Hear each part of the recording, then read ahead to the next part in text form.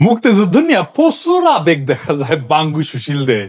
এরা আবেগে কাইন্দা দেয়, মুক্তিযুদ্ধ নিয়ে গব্ব করে, কিছু কইলে ফস কইরা ওঠে, আর রাজাকার পাকিস্তানের দালাল বইলা গালি দেওয়া শুরু করে, কয় পাকিস্তানকে যুদ্ধ কইরা হারাইছি। কিন্তু সত্যিকারের যুদ্ধটা যে কয়দিন হয়েছে ইন্ডিয়ার সাথে, সেই যুদ্ধে এই সোকল মুক্তিযোদ্ধাদের কোনো উল্লেখযোগ্য ভূমিকা নাই।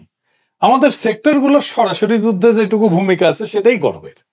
ইস্ট বেঙ্গল রেজিমেন্টের 8টা ব্যাটালিয়ন নিয়ে আমরা সেক্টর তৈরি করি, আমরা সেটা জানি। যখন ইন্ডিয়ান আর্মি মুভ করলো বাংলাদেশের দিকে, তখন ইন্ডিয়ার 3টা ডিভিশনের সাথে আমাদের এই 8টা ব্যাটালিয়ন দিয়ে তৈরি যে সেক্টর গুলো, এগুলো ভাগযোগ করে দেওয়া হয়েছিল। কেউ মন খারাপ করেন না, সত্যিকার অর্থে আপনি যেটাকে মিলিটারি অপারেশন বা যুদ্ধ বলেন, সেখানে ফজা পাগলার মতো যারা বাংলাদেশে মুক্তিযুদ্ধ নিয়ে গব্ব করে, তাদের কন্ট্রিবিউশন ছিল প্রায় শূন্য। আমার কথা বিশ্বাস করার দরকার নাই। জেনারেল জ্যাকব মুক্তিবাহিনী নিয়ে তার বইয়ে কি লিখছে, জেনারেল জ্যাকবকে চেনেন তো? উনি পাক বাহিনীকে সারেন্ডার করাইছিলেন। সারেন্ডারের যে ছবিটা দেখেন, ওইটার মধ্যে দেখেন জেনারেল জ্যাকব প্রথম ইন্ডিয়ান জেনারেল যিনি ঢাকায় ঢুকছিলেন। উনি লিখছেন ওনার বইয়ে, মুক্তিবাহিনীর সদস্যদের অস্ত্র আর গোলাবারুদের সাথে পরিচিতি ছিল না। এটা আমরা দেখবো যে আসলে যে পরিচিতি ছিল না, তারা যে গপ্প করছে, সেই গপ্পগুলো যে ভুয়া, ওইটা দিয়েও প্রমাণ হয়। তাদের কম করে হলে 3 মাসের প্রশিক্ষণ দেওয়া দরকার ছিল, যেন গেরিলা যুদ্ধের মূলনীতিগুলো শিখতে পারে। কিন্তু তাদের 3 থেকে 4 সপ্তাহের ট্রেনিং দেওয়া হয়েছিল, তাই তাদের কার্যকারিতা ছিল সামান্য। উনিই বলছেন। এটা আমাদের কথা না, পাকিস্তানের কথাও না, ভারতের জেনারেলের কথা। মুক্তিযোদ্ধারা জ্যাকবের এই কথার কোনো প্রতিবাদ করছে নাকি তারা জানে যে এই কথা লিখে গেছে জ্যাকব? এমন অনেক না জানা বিষয় নিয়ে আসতেছে আমার মেগা এপিসোড 1971-এর ভারত পাকিস্তান যুদ্ধের সামরিক অ্যানালাইসিস।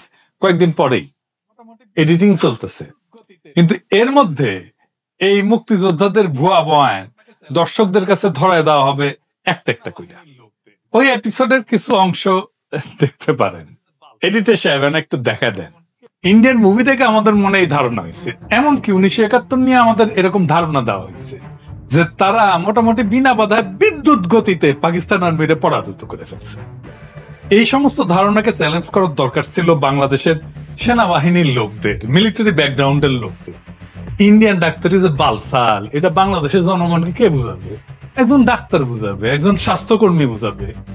আমি কিন্তু আলাদা এপিসোড করেছি স্বাস্থ্য নিয়ে এবং এই ইন্ডিয়ার ডাক্তারি নিয়ে, কিন্তু আমাদের সামরিক বাহিনীর সাবেক এবং বর্তমান কর্তা ব্যক্তিরা বাংলাদেশের রাজনীতি নিয়ে এত বেশি চিন্তিত যে এগুলো করার টাইমই পান না।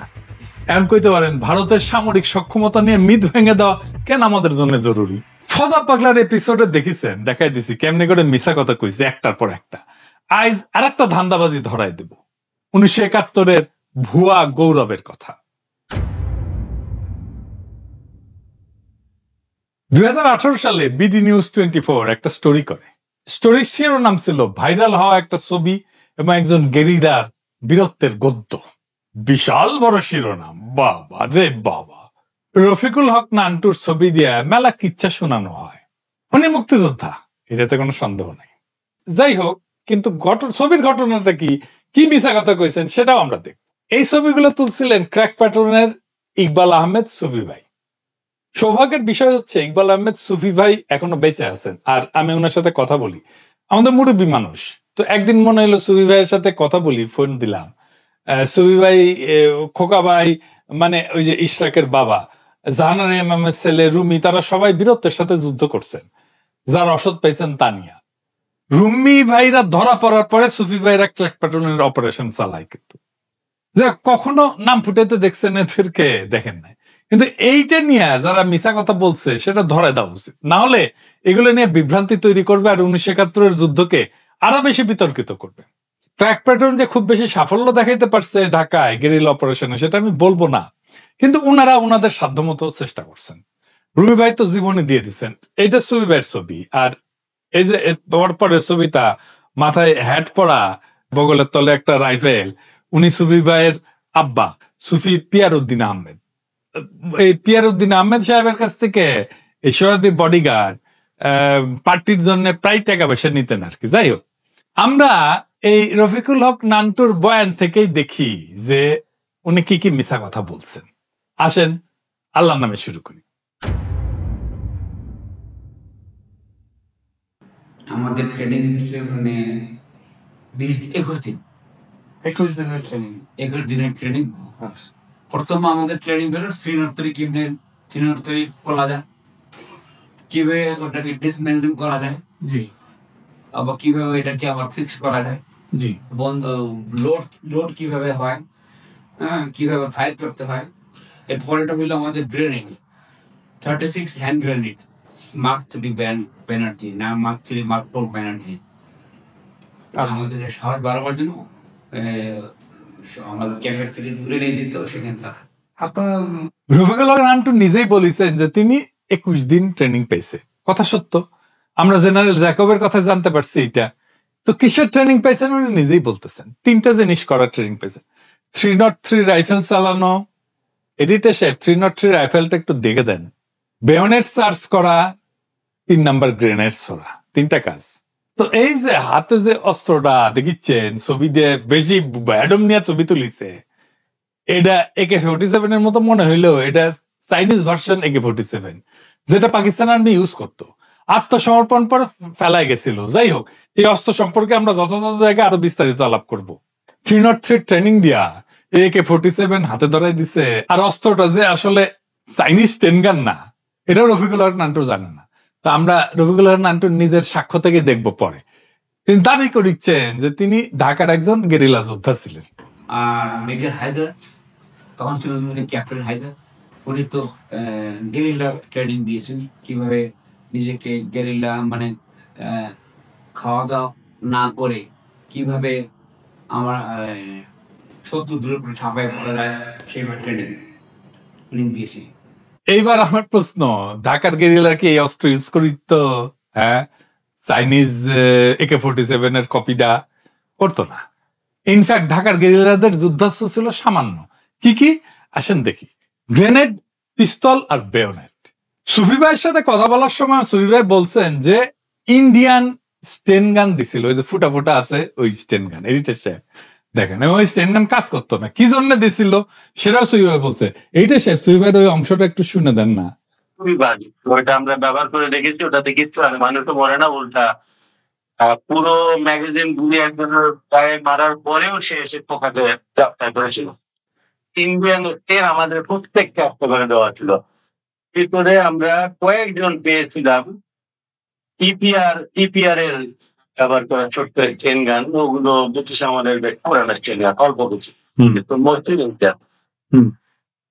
আমাদেরকে কিন্তু ফ্রন্ট যুদ্ধ করার জন্য পাঠানো হয়নি, শুধু আমাদের স্টেন গান গুলো দিয়ে হয়েছিল আমাদের নিজেদের সেলফ ডিফেন্সের জন্য।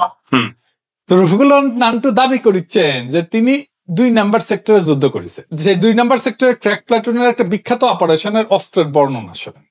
গেরিলাদের দেওয়া হয়েছিল মাত্র 12টা কালচে বাদামি রঙের পাইনঅ্যাপেল টাইপ হ্যান্ড গ্রেনেড আর একটা করে বেয়োনেট। 160 রুপি তৎকালীন পাকিস্তানি মুদ্রা। এটা নিয়ে সীমান্ত অতিক্রম করে তারা সবাই ঢাকায় পৌঁছেছিলেন 3রা জুন। আমরা আর একটা ছবি সংগ্রহ করছি ক্র্যাক প্লাটুনের অস্ত্র জমা দিতে যাওয়ার আগের মুহূর্তের ছবি।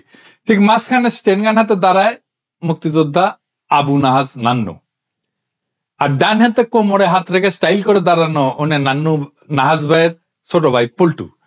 ছবিতে দেখা যাচ্ছে কেবল 303 এর স্টেনগানই, কোনো তথাকথিত চাইনিজ স্টেনগান নাই।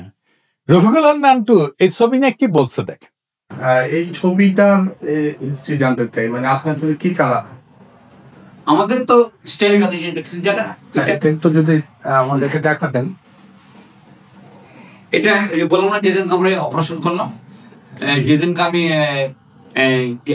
এটা আমরা যে বাসাটা, এটা পিলখানার কাছে। আচ্ছা, পিলখানার কাছে। তো যেখানে পিলখানা দেখা যায়, এখান থেকে পিলখানা পুরা দেখা যায়। এটা একটা অবজারভেশন ওপি বলে, একটু উপরে ধরা যাবে? হ্যাঁ, একটা অবজারভেশন ওপিতে একটা মেশিন গান, এটা জি, SMD সাবমেশিন গান, মেশিন গান।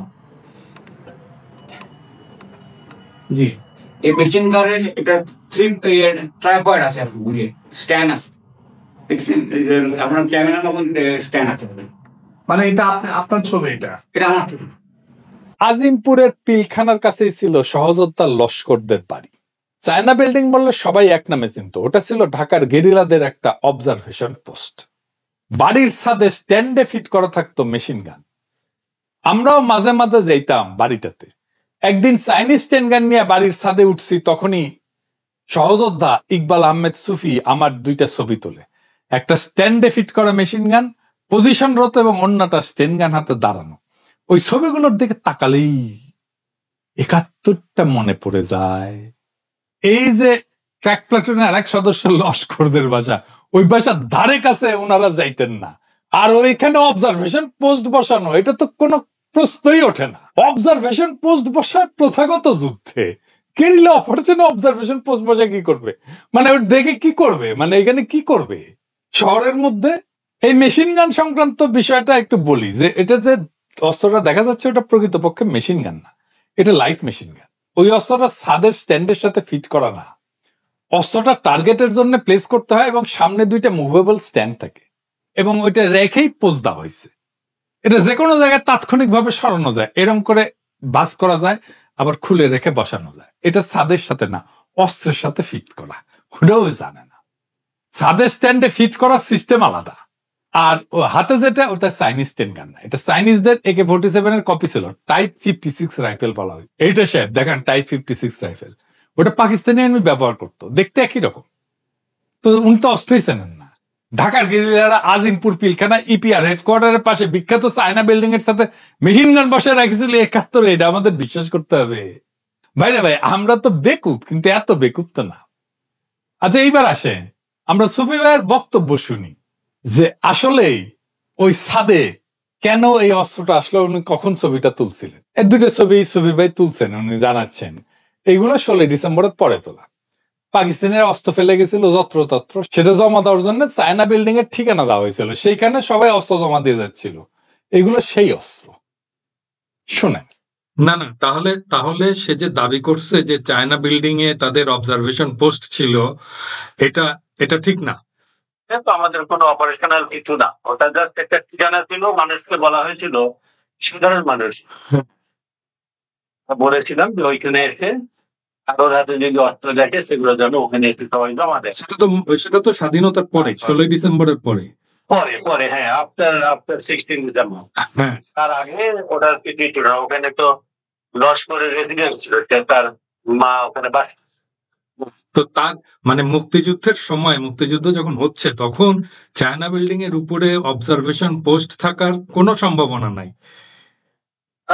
সম্ভাবনা নাই, এবং মুক্তিযুদ্ধ চলাকালীন চায়না বিল্ডিং এর নামও তো আমরা মুখে আনতাম না, ওটা লস্করের ঠিকানা।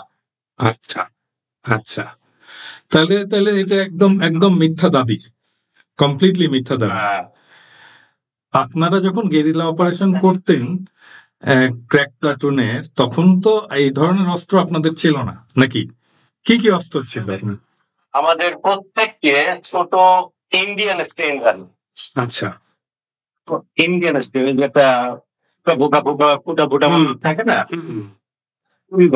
ওইটা আমরা ব্যবহার করে রেখেছি। ওটাতে কিচ্ছু মানুষও মরে না, উল্টা পুরো ম্যাগাজিন গুলি একজনের গায়ে মারার পরেও সে এসে পোকাতে গ্রেফতার করেছিল। সে ক্র্যাক প্লাটুনের ছিল, সুফি ভাইয়ের মতে সে 2টা অপারেশনে অংশ নিয়েছিল। শোনেন তার মুখেই। আর আপনি মনে করতে পারেন যে নান্টু সাহেব 2টা অপারেশনে আপনাদের সাথে ছিল, একটা ইলেকশন কমিশনে আর একটা হচ্ছে প্রিন্ট অ্যান্ড পাবলিকেশনে। এই 2টা অপারেশনে আপনি মনে করতে পারেন। বড় ভাই ওখানে। আচ্ছা, তো আলগা ফাপড় নেওয়ার কি দরকার ছিল? এইবার আসেন তার বিল্ডিং উড়ায় দেওয়ার দাবি নিয়ে। সাবাবাজি করতে করতে গাঞ্জার নৌকা পাহাড়ে তুলে দিছে। সে বলতেছে 10 থেকে 12 পাউন্ড এক্সপ্লোসিভ ব্যবহার করতো, আর দাবি করে ওইটুকুন দিয়ে নাকি পুরো বিল্ডিং উড়ে যেত। হ্যাঁ, তো 10 থেকে 12 পাউন্ড এক্সপ্লোসিভ দিয়ে বিল্ডিং এর কাজ ভাঙবে বড়।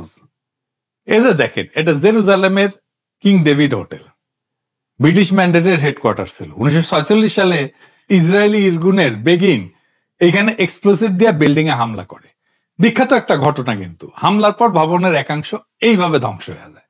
এই হামলাতে ইরগুন কতটুকু এক্সপ্লোসিভ ব্যবহার করছিল জানেন শুনবেন? 350 কেজি, মানে 770 পাউন্ড। সেটাও বেসমেন্টে গিয়া স্ট্র্যাটেজিক্যালি বিভিন্ন ভালনারেবল পয়েন্টে সেট করা হয়েছিল। যে কোনো মিলিটারি এক্সপার্ট হিস্টোরিয়ান যখন এই 10 পাউন্ড এক্সপ্লোসিভ দিয়া বিল্ডিং উড়ায় দেওয়ার কাহিনী শুনবে, আস্তে আস্তে মুইতে দিবে। অবশ্য সে কইছে 12 কেজি, মানে 25 পাউন্ড আর কি এক্সপ্লোসিভ। ডিএফপি তে 12 কেজি মানে 25 পাউন্ড লিখছে, আর নির্বাচন কমিশন অফিসে 12 পাউন্ড লিখছে। এইটুকুন এক্সপ্লোসিভ দিয়া বিল্ডিং উড়ে যাচ্ছে, চিন্তা করেন কি গপ্প। 1883 সালে লেবাননে বৈরুতের আমেরিকান মেরিনদের ব্যারাকে হেজবুল্লাহ হামলা করছিল।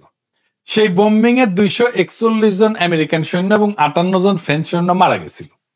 অত্যন্ত দুঃখজনক ঘটনা। এই একটা 19 টন ট্রাককে এক্সপ্লোসিভ দিয়া ভর্তি করিয়া একজন সুইসাইড বোম্বার ব্যারাকের কাছে নিয়ে গিয়ে ডেটোনেট করে দিছিল। সেখানে কত এক্সপ্লোসিভ ব্যবহার করেছিল জানেন? আন্দাজ করেন তো, 10 pound, 20 pound, 50 pound, 200 pound, 500 pound, কোনটাই না। 12,000 পাউন্ড, মানে 5.5 টন। তো নান্টুরা কি মিনিয়েচার অ্যাটম বম ইউজ করতো যে 10 পাউন্ড এক্সপ্লোসিভ দিয়ে বিল্ডিং উড়াই দিবে? আচ্ছা, বাদ দিলাম এই গাল গপ্প। আর্মি তো মুক্তিযুদ্ধ নিয়ে প্রচুর হাউকাউ করেছে, ওখানে মিউজিয়ামে বানাইছে ক্যান্টনমেন্টের মধ্যে, করে নাই? করেছে তো। তো আপনারা আর্মি আলা ভাইরা, আপনারা কেন বলেন নাই যে এটা তো অবাস্তব গল্প কইতেছে, অসম্ভব গল্প কইতেছে, এটা তো সত্য হইতে পারে না? বলেন নাই কেন? ধরে এখন তো সারা দুনিয়া কইবে সব ভুয়া, কারণ মিছা কথা কইছে। এখন তো পুরা গজদন্ত মিনার ভাঙ্গা পড়বে মুক্তিযুদ্ধ নিয়া। কি হবে তখন? গব্বর কি হবে? মুক্তিযুদ্ধের অপমান কইয়া সিক্কুর দিছে এতদিন, 55 বছর। এগুলো তো সকাল সন্ধ্যা থাপড়ানো দরকার ছিল। একটা গৌরবের ইতিহাসকে নিজের শুধুমাত্র নিজের স্বার্থপর আকাঙ্ক্ষার জন্য পুরো প্রশ্নের মুখে দাঁড় করে দেওয়া হয়েছে। গোদের উপরে বিষ ফেরার মতো ফ্যাসিস্ট হাসিনা মুক্তিযুদ্ধের নাম ভাঙায় ফ্যাসিবাদী শাসন চালানোর জন্য মুক্তিযুদ্ধের পুরো গোয়ামার সারা হয়ে গেছে। আমাদের 1971-এর নতুন ইতিহাস আর বয়ান লিখতে হবে। আমাদের পূর্বপুরুষদের রক্ত, অশ্রু, কান্না তো লুকায় আছে এটার মধ্যে। আমরা সত্যের অধিকতর নিকটবর্তী ইতিহাসের বয়ান তৈরি করব। আর হ্যাঁ, সেইখানে আওয়ামী আর বামেদের বয়ানের সিটে ফোটাও থাকবে না। আমরা সেই দিনের অপেক্ষায় থাকলাম। 1971 আমাদের রক্তের স্মৃতি, কিন্তু গৌরব যদি মিথ্যার সাথে মরা হয়, তা কেবলই ধ্বংসের অপেক্ষায় থাকা একটা তাসের ঘর। আজ আমরা বলতেছি আমরা গৌরব রাখবো সত্যের সঙ্গে, মিথ্যাচারের সঙ্গে না। যারা সত্যিকার ভাবে সেক্টরে সেক্টরে যুদ্ধ করছে, তাদের কষ্ট, তাদের অল্প অস্ত্র, অল্প রসদ, ছোট ছোট বীরত্ব আর অসীম সাহস, এগুলোই আমাদের গর্ব। ভোতা কাহিনী, সহজে ভাইরাল হওয়া ছবি আর কথার কুটকাচালি, এসবে আর আমরা বিশ্বাস করব না।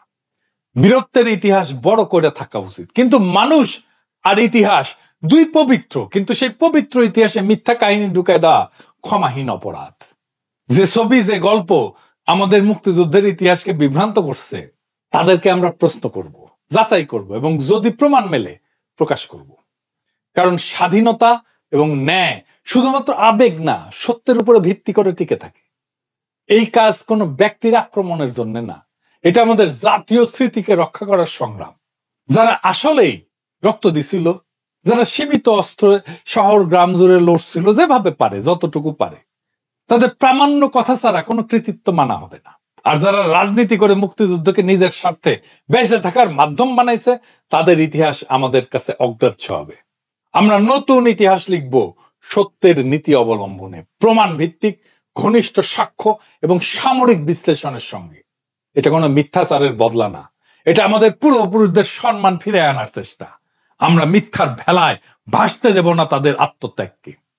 শেষে আমি আপনাদেরকে বলি, চোখ খোলা রাখেন, প্রশ্ন তোলেন, গৌরবকে যাচাই করেন।